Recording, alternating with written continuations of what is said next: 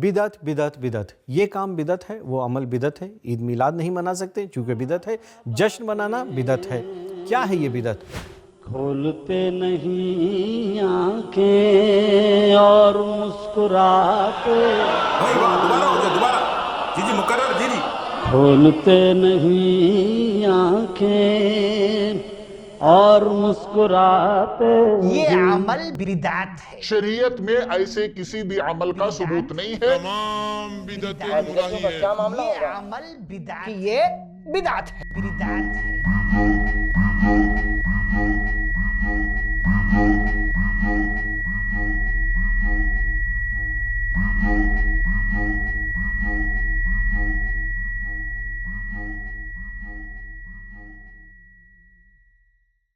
دین اسلام میں بدعت یعنی دین میں چھیڑ چھاڑ اور تبدیلی کرنا ہے جو حرام ہے اور گناہ کبیرہ ہے۔ مولانا صاحب یہ بدعت ہے کون سی بلا؟ اس کی ڈیفینیشن کیا ہے؟ اہل سنت کے مشہور عالم دین ابن حجر عسقلانی کہتے ہیں ایسا نیا کام جس کے کرنے پر شریعت میں کوئی دلیل نہ ہو، یعنی نہ تو قرآن اور پیغمبر نے اس کام کو اجازت دی ہو اور نہ ہی اسے کسی صحابہ نے انجام دیا ہو، اسے بدعت کہتے ہیں۔ لیکن اگر شریعت میں اس پر کوئی دلیل ہو تو وہ کام بدعت کے دائرے میں نہیں آتا ہے۔ اب اگر بدعت یہ ہے تو جینا دوبھر ہو جائے گا، کیونکہ بہت سے ایسے کام ہیں جن پر کوئی دلیل نہیں ہے، جیسے موبائل چلانا، مائک پہ تقریر کرنا، ایروپلین پہ بیٹھنا۔ کیا یہ استعمال سب بدعت ہیں؟ شرٹ اور پینٹ پہننا، کرکٹ یا فٹ بال یا دوسرے کوئی گیمز کھیلنا، یا اس کے علاوہ ملک کا ہر شہری اپنے ملک کی آزادی کا جشن مناتے ہیں، مٹھائیاں تقسیم کرتے ہیں، تو کیا یہ کام حرام ہے؟ کیونکہ اس کا کوئی ذکر شریعت میں نہیں ہے، نہ پیغمبر نے، نہ صحابہ نے، اور نہ ہی تابعین نے اس کام کو انجام دیا ہے۔ یعنی میں موبائل بھی یوز نہیں کر سکتا کیا؟ رکو ذرا، ابھی میری بات پوری نہیں ہوئی ہے۔ شیعہ کہتے ہیں دین میں سے کچھ کم یا دین کا نام دے کر کسی چیز کو دین میں ایڈ کرنا بدعت ہے۔ اس بنا پر اگر کوئی شخص کوئی ایسا کام کرتا ہے جس کا ذکر شریعت میں نہیں ہوا ہے لیکن وہ اس کام کو دین کا حصہ سمجھ کر نہیں کرتا تو وہ بدعت نہیں ہوگا۔ تو اب کیا نبی کریم یا بزرگان دین کی ولادت کے موقع پر جشن منانا بدعت ہے یا نہیں؟ سب سے پہلے یہ جان لیں کہ یہ کام ایک طرح سے اپنی محبت کا اظہار ہے۔ انسان جس سے محبت کرتا ہے اسی کی ولادت یا دوسری اہم تاریخ کو یاد رکھتا ہے، اور اس محبت کا حکم خود قرآن مجید نے ہمیں دیا ہے۔ بسم اللہ الرحمن الرحیم ذلك الذي يبشر الله عباده الذين آمنوا وعملوا الصالحات قل لا أسألكم عليه أجرا إلا المودة في القربى ومن يقترف حسنة نزد له فيها حسنا إن الله غفور شكور۔ یا خود پیغمبر اکرم صلی اللہ علیہ وآلہ وسلم نے اپنے بارے میں ارشاد فرمایا ہے لا يؤمن أحدكم حتى أكون أحب إليه من ماله وأهله والناس أجمعين۔ تم میں سے کوئی اس وقت تک سچا مومن نہیں ہو سکتا ہے جب تک اس کے دل میں میری محبت اس کے مال، اہل و عیال اور تمام لوگوں کی محبت سے زیادہ نہ ہو۔ لہٰذا پیغمبر اکرم صلی اللہ علیہ وآلہ وسلم کی ولادت کے موقع پر جشن منانے کا رواج خدا کی رحمت و برکت کے نزول کی یاد دہانی اور اس کی بارگاہ میں شکر گزاری کے جذبات کو بڑھاتا ہے، اور یہ عمل پچھلی شریعتوں میں بھی موجود تھا۔ کیا قرآن میں کسی جشن کا کوئی ذکر ہے؟ کیوں نہیں، قرآن کی صریح آیت ہے۔ حضرت عیسیٰ علیہ السلام نے اللہ تعالیٰ سے درخواست کی کہ وہ آسمان سے ایک مائدہ یعنی دسترخوان ان پر اور ان کے ساتھیوں پر نازل فرمائے تاکہ مائدہ کے اترنے کا دن ان کے اور ان کے پیروکاروں کے لیے نسل در نسل عید کا دن بن جائے۔ آیت یہ ہے بسم اللہ الرحمن الرحیم قال عيسى ابن مريم اللهم ربنا أنزل علينا مائدة من السماء تكون لنا عيدا لأولنا وآخرنا وآية منك وارزقنا وأنت خير الرازقين۔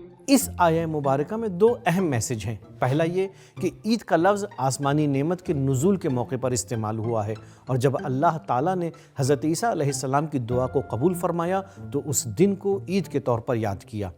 دوسرا پیغام آئندہ آنے والی نسلوں کے لیے ہے کہ روز نزول نعمت کو جشن اور عید کے طور پر منایا جائے۔